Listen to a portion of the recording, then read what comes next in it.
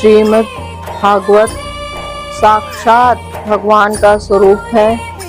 इसी से भक्त भागवत गण भगवत भावना से श्रद्धा पूर्वक इसकी पूजा आराधना किया करते हैं। भगवान व्यास तरीके भगवत स्वरूप महापुरुष को जिसकी रचना से ही शांति मिली, जिसमें सकाम कर्म निष्काम कर्म साधन ज्ञान सिद्ध ज्ञान साधन भक्ति साध्य भक्ति वैधि भक्ति प्रेमा भक्ति मर्यादा मार्ग अनुग्रह मार्ग द्वैत अद्वैत तथा द्वैताद्वैत आदि सभी का रहस्य, सभी का परम रहस्य बड़ी ही मधुरता के साथ भरा हुआ है। पर यज्ञ मूर्ति जनार्दन भगवान प्रसन्न नहीं होते हैं, उनका सारा श्रम व्यर्थ ही होता है, क्योंकि वे तो एक प्रकार से अपने आत्मा का ही अनादर करते हैं। ब्रह्मा जी के नासा छिद्र से अकस्मात अंगूठे के बराबर आकार का एक वराह शिशु कौन था? सब जीवों का निवास स्थान पृथ्वी प्रलय के जल में डूबी हुई थी। उन देवी के उद्धार का प्रयत्न किसने किया और किसने उन्हें प्रलय रूपी जल से बाहर निकाला? नमस्ते, मैं शैलजा अपने चैनल पर आपका हार्दिक स्वागत करती हूँ। आशा करती हूँ आप सब स्वस्थ एवं प्रसन्न होंगे। आज मैं श्रीमद् भागवत महापुराण के 13वें अध्याय की कथा सुनाऊंगी। कथा है वराह अवतार की कथा। तो कथा शुरू करते हैं। श्री सुखदेव जी ने कहा, राजन, मुनिवर मैत्रेय जी के मुख से यह परम पुण्यमयी कथा सुनकर विदुर जी ने फिर पूछा, क्योंकि भगवान की लीला कथा में इनका अत्यंत अनुराग हो गया था। विदुर जी ने कहा, मुने, स्वयंभू ब्रह्मा जी के प्रिय पुत्र महाराज स्वयंभू मनु ने अपनी प्रिय पत्नी शतरूपा को पाकर फिर क्या किया? आप साधु शिरोमणि हैं, आप मुझे आदिराज राजश्री स्वयंभू मनु का पवित्र चरित्र सुनाइए। तो विदुर जी ने मनु का पवित्र चरित्र सुनाने का प्रश्न पूछा। वे श्री विष्णु भगवान के शरणापन्न थे, इसलिए उनका चरित्र सुनने में मेरी बहुत श्रद्धा है। जिनके हृदय में श्री मुकुंद के चरणाविंद विराजमान है, उन भक्त जनों के गुणों को श्रवण करना ही मनुष्य के बहुत दिनों तक किए हुए शास्त्राभ्यास के श्रम का मुख्य फल है, ऐसा विद्वानों का श्रेष्ठ मत है।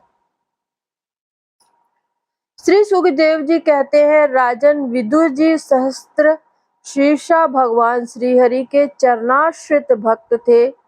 उन्होंने जब विनय पूर्वक भगवान की कथा के लिए प्रेरणा ली, तब मुनिवर मैत्रेय का रोम रोम खिल उठा। श्री मैत्रेय जी बोले, उन्होंने कहा कि जब अपनी भार्या शतरूपा के साथ स्वयंभू मनु का जन्म हुआ, तब उन्होंने बड़ी नम्रता से हाथ जोड़कर श्री ब्रह्मा जी से कहा, भगवान, एकमात्र आप ही समस्त जीवों के जन्मदाता और जीविका प्रदान करने वाले पिता हैं, तथापि हम आपकी संतान ऐसा कौन सा कर्म करें जिससे आपकी सेवा बन सके? पूज्यपाद, हम आपको नमस्कार करते हैं। आप हमसे हो सकने योग्य किसी ऐसे कार्य के लिए हमें आज्ञा दीजिए, जिससे हम इस लोक में हमारी सर्वत्र कीर्ति हो और परलोक में सदगति प्राप्त हो सके। श्री ब्रह्मा जी ने कहा, तात पृथ्वीपते, तुम दोनों का कल्याण हो। मैं तुमसे बहुत प्रसन्न हूँ, क्योंकि तुमने निष्कपट भाव से मुझे आज्ञा दी। यूं कहकर मुझे आज्ञा दीजिए, यूं कहकर मुझे आत्मसमर्पण किया है। वीर पुत्रों को अपने पिता की इसी रूप में पूजा करना चाहिए। उन्हें उचित है कि दूसरों के प्रति ईर्ष्या का भाव न रखकर जहां तक बन सके उनकी आज्ञा का आदर पूर्वक सावधानी से पालन करें। तुम अपनी इस भार्या से अपने ही समान गुणवती संतति उत्पन्न करके धर्म पूर्वक पृथ्वी का पालन करो और यज्ञों द्वारा श्री हरि की आराधना करो। राजन, प्रजा पालन से मेरी बड़ी सेवा होगी और तुम्हें प्रजा का पालन करते देखकर भगवान श्री हरि भी तुमसे प्रसन्न होंगे। जिन पर यज्ञ मूर्ति जनार्दन भगवान प्रसन्न नहीं होते, उनका सारा श्रम व्यर्थ ही होता है, क्योंकि वे तो एक प्रकार से अपने आत्मा का ही अनादर करते हैं।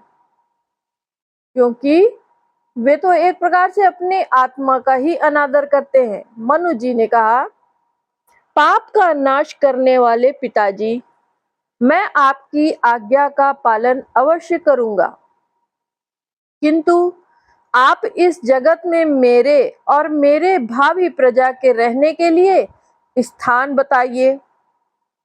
हे देव, सब जीवों का निवास स्थान पृथ्वी इस समय प्रलय के जल में डूबी हुई है। आप इस देवी के उद्धार का प्रयत्न कीजिए। श्री मैत्रेय जी ने कहा, पृथ्वी इस प्रकार अथाह जल में डूबी देखकर ब्रह्मा जी बहुत देर तक मन में यह सोचते रहे कि इसे कैसे निकालूं। जिस समय मैं लोक रचना में लगा हुआ था, उस समय पृथ्वी जल में डूब जाने से रसातल को चली गई। हम लोग सृष्टि कार्य में नियुक्त हैं, अतः इसके लिए हमें क्या करना चाहिए? अब तो जिनसे संकल्प मात्र से मेरा जन्म हुआ है, वे सर्वशक्तिमान श्री हरि ही मेरा यह काम पूरा करें। निष्पाप विदुर जी, ब्रह्मा जी इस प्रकार विचार कर ही रहे थे कि उनके नासा छिद्र से अकस्मात अंगूठे के बराबर आकार का एक वराह शिशु निकला। भारत, बड़े आश्चर्य की बात तो यही है कि आकाश में खड़ा हुआ वह वराह शिशु ब्रह्मा जी के देखते ही देखते बड़ा होकर क्षण भर में हाथी के बराबर हो गया। उस विशाल वराह मूर्ति को देखकर मरीचि आदि मुनिजन, सनकादि और स्वयंभू मनु के सहित श्री ब्रह्मा जी तरह तरह के विचार करने लगे। अहो, सूकर के रूप में आज यह कौन दिव्य प्राणी यहाँ प्रकट हुआ है? कैसा आश्चर्य है! यह अभी अभी मेरी नाक से निकला था। पहले तो यह अंगूठे के पोरुए के बराबर दिखाई देता था, किंतु एक क्षण में ही बड़ी भारी शिला के समान हो गया। अवश्य ही यज्ञ मूर्ति भगवान हम लोगों के मन को मोहित कर रहे हैं। ब्रह्मा जी और उनके पुत्र इस प्रकार सोच ही रहे थे कि भगवान यज्ञ पुरुष पर्वताकार होकर गरजने लगे। सर्वशक्तिमान श्री हरि ने अपनी गर्जना से दिशाओं को प्रतिध्वनित करके ब्रह्मा और श्रेष्ठ ब्राह्मणों को हर्ष से भर दिया। अपना खेद दूर करने वाली मायामय वराह भगवान की घुरघुराहट को सुनकर वे जनलोक, तपलोक और सत्यलोक निवासी मुनिगण तीनों वेदों के परम पवित्र मंत्रों से उनकी स्तुति करने लगे। भगवान के स्वरूप का वेदों में विस्तार से वर्णन किया गया है। अतः उन मुनीश्वरों ने जो स्तुति की उसे वेद रूप मानकर भगवान बड़े प्रसन्न हुए और एक बार फिर गरज कर देवताओं के हित के लिए गजराज की सी लीला करते हुए जल में घुस गए। पहले वे सूकर रूप भगवान पूंछ उठाकर बड़े वेग से आकाश में उछले और अपनी गर्दन के बालों को फटकार कर खुरों के आघात से बादलों को छितराने लगे। उनका शरीर बड़ा कठोर था, त्वचा पर कड़े कड़े बाल थे, दाढ़ें सफेद थी और नेत्रों से तेज निकल रहा था। उस समय उनकी बड़ी शोभा हो रही थी। भगवान स्वयं यज्ञ पुरुष हैं, तथापि सूकर रूप धारण करने के कारण अपनी नाक से सूंघ सूंघ कर पृथ्वी का पता लगा रहे थे। उनकी दाढ़ें बड़ी कठोर थीं। इस बार यद्यपि वे बड़े क्रूर जान पड़ते थे, तथापि अपनी स्तुति करने वाले मरीचि आदि मुनियों की ओर बड़ी सौम्य दृष्टि से निहारते हुए उन्होंने जल में प्रवेश कर गया। उन्होंने जल में प्रवेश किया। जिस समय उनका वज्र में पर्वत के समान कठोर कलेवर जल में गिरा, तब उसके वेग से मानो समुद्र का पेट फट गया हो और उसमें बादलों की गड़गड़ाहट के समान बड़ा भीषण शब्द हुआ। उस समय ऐसा जान पड़ता था मानो अपनी उत्ताल तरंग रूप भुजाओं को उठाकर वह बड़े आर्त स्वर से हे यज्ञेश्वर मेरी रक्षा करो, हे यज्ञेश्वर मेरी रक्षा करो, इस प्रकार पुकार कर रहा है। तब भगवान यज्ञ मूर्ति अपने बाण के समान पैने खुरों से जल को चीरते हुए उस अपार जल राशि के उस पार पहुंचे। वहां रसातल में उन्होंने समस्त जीवों की आश्रय भूता पृथ्वी को देखा, जिसे कल्पांत में शयन करने के लिए उद्यत श्रीहरि ने स्वयं अपने ही उदर में लीन कर लिया था। फिर वे जल में डूबी हुई पृथ्वी को अपने डाढ़ों पर लेकर रसातल से ऊपर आए। उस समय उनकी बड़ी शोभा हो रही थी।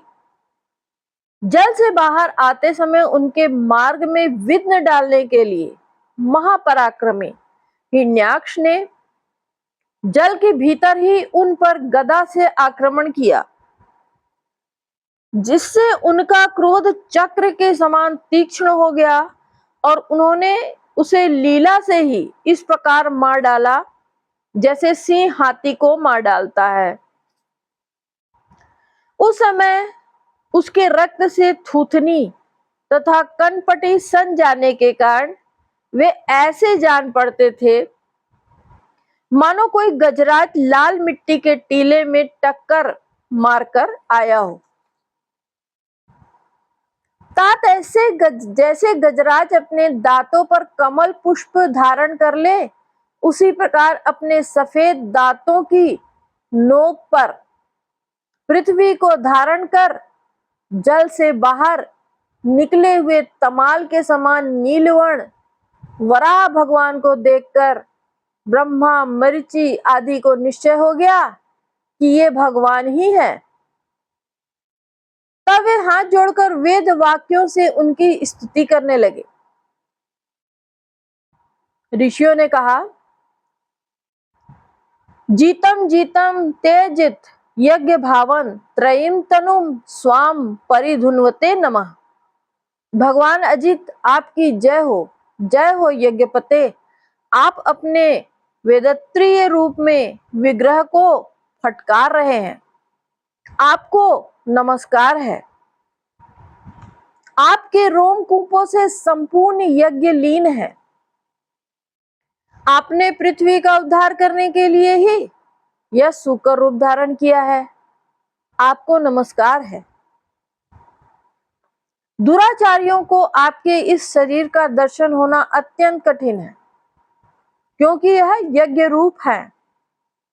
इसकी त्वचा में गायत्री आदि छंद, रोमावली में कुश, नेत्रों में घृत और चारों चरणों में होता अर्धवर्यु उद्गाता और ब्रह्मा इन चारों ऋतवियों के कर्म हैं। ईश आपकी थूथनी अर्थात मुख्य के अग्रभाग में स्नुक है, नासिका छिद्र में स्नुत्वा है, उदर में इडा यज्ञी भक्षण पात्र है, कानों में चमस है, मुख में प्राशित्र अर्थात ब्रह्म भाग पात्र है और कंठ छिद्र में ग्रह अर्थात सोम पात्र है। भगवान आपका जो चवाना है वही अग्निहोत्र है। बार बार अवतार लेना यज्ञ स्वरूप आपकी दीक्षिणी इष्टि है। गर्दन उपसद अर्थात 3 इष्टियां हैं। दोनों दाढ़े प्रायणी अर्थात दीक्षा के बाद की इष्टि है और उदनीय अर्थात यज्ञ समाप्ति की इष्टि है। जिह्वा प्रवज्ञ अर्थात प्रत्येक उपसद के पूर्व किया जाने वाला महावीर नामक कर्म है।